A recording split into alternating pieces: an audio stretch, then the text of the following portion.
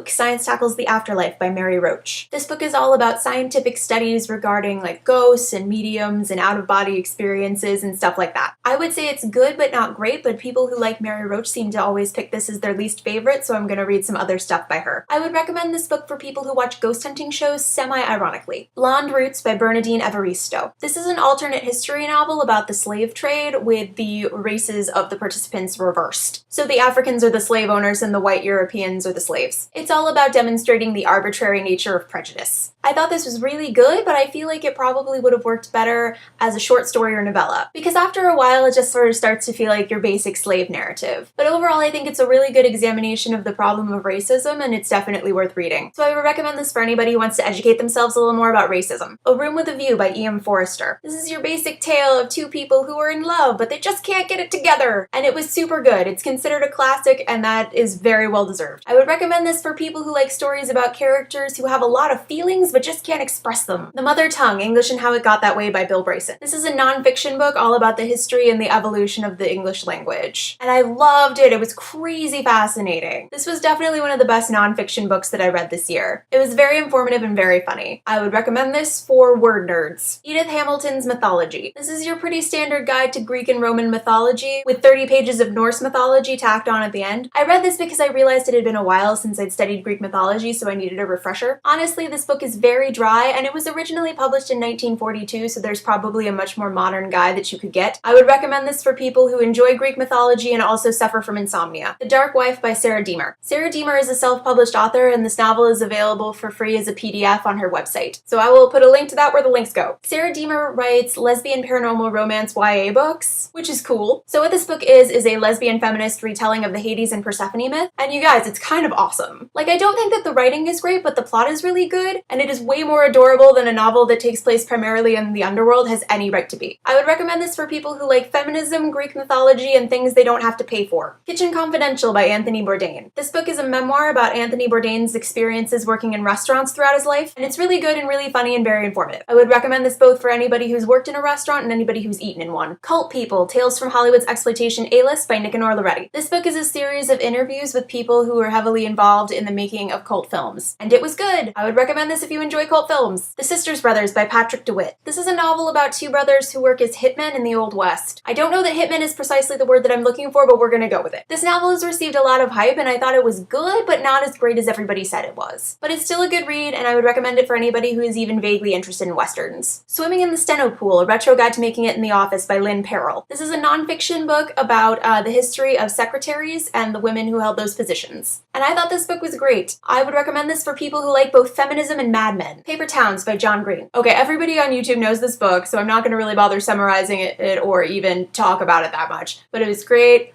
I loved it. I would recommend this book for humans.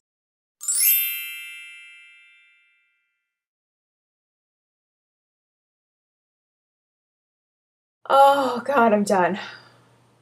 Yay.